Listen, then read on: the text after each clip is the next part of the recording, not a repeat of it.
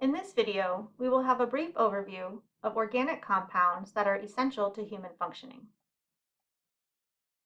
We have two types of compounds in the body, inorganic and organic.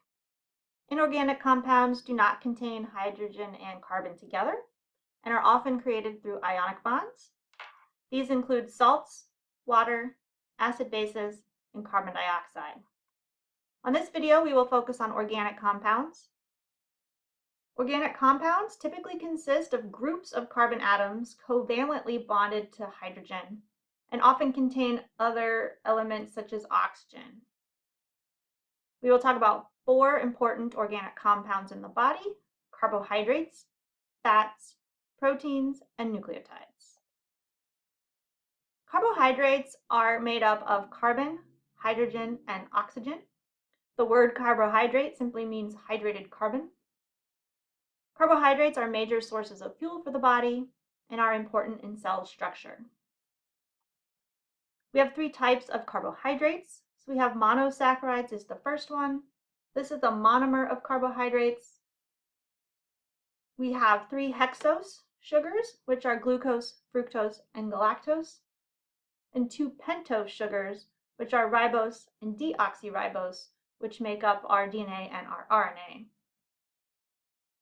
Our disaccharides are pairs of monosaccharides. These are formed through dehydration synthesis. We have three disaccharides important to humans. The first is sucrose, which we call table sugar, lactose, which is milk sugar, and maltose, which is malt sugar. These disaccharides we get from our diet, but we don't use them directly.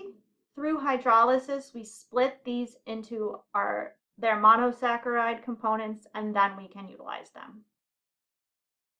And then finally, we have polysaccharides. Polysaccharides can contain a few to 1,000 or more monosaccharides. We have three important to the body. The first are starches. Starches are polymers of glucose. They can be in long chains like amylose or branched chains like amylopectin.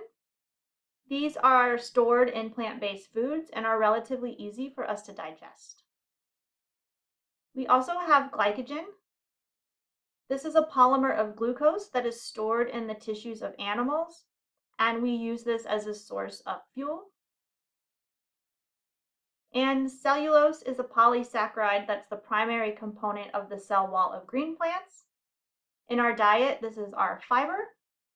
Cellulose or fiber is not digestible by humans, but it does have many health benefits, such as promoting a healthy digestive tract, helping you feel full so you eat less, and it is thought to reduce the risk of heart disease and possibly some forms of cancer.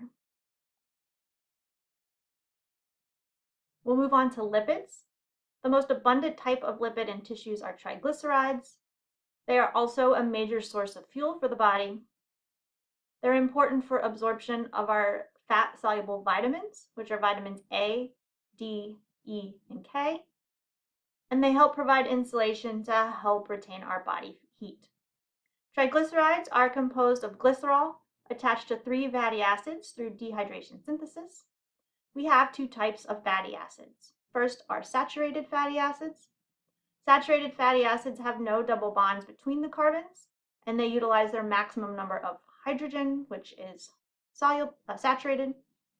Because these chains are straight, saturated fatty acids can group close together, and because of this, they are solid at room temperature. Saturated fatty acids are things such as butter or lard, and they are generally not considered part of a healthy diet. Unsaturated fatty acids have at least one double bond between the carbons. Wherever there's a double bond, this causes the chain to bend or kink, making it liquid at room temperature. So unsaturated fatty acids are considered to be more healthy for you and include things like olive oil. Phospholipids are composed of two fatty acids, glycerol and a phosphate group. They are important because they make up the cell membrane. Phospholipids have a hydrophilic or polar head, which can face water, So this faces the inside and the outside of the cell. And phospholipids have a hydrophobic or nonpolar tail, and so these tails face the inside of the cell membrane. Another type of lipids in the body are steroids. A steroid is also called sterol. The main steroid is cholesterol, which is synthesized by the liver, and this provides the basis for all steroids in the body. And it is important to remember that steroids are fat soluble, so they can move through a cell membrane. And our last lipid we'll talk about is a prostaglandin.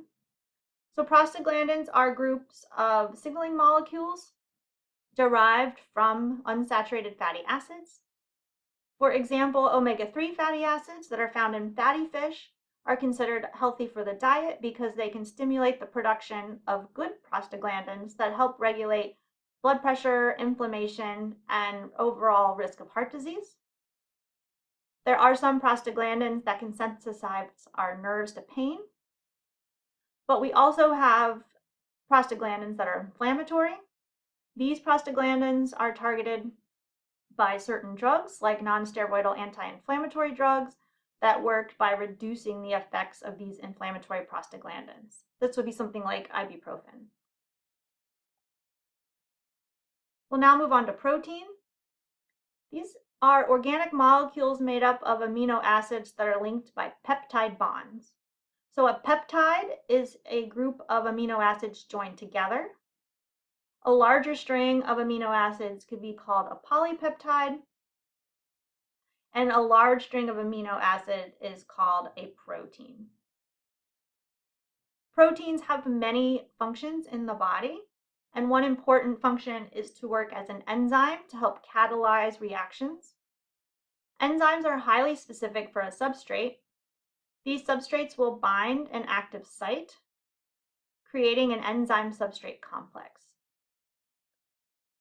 This situation here then causes an change to the internal space of this enzyme substrate complex, which then catalyzes a reaction to create a desired product.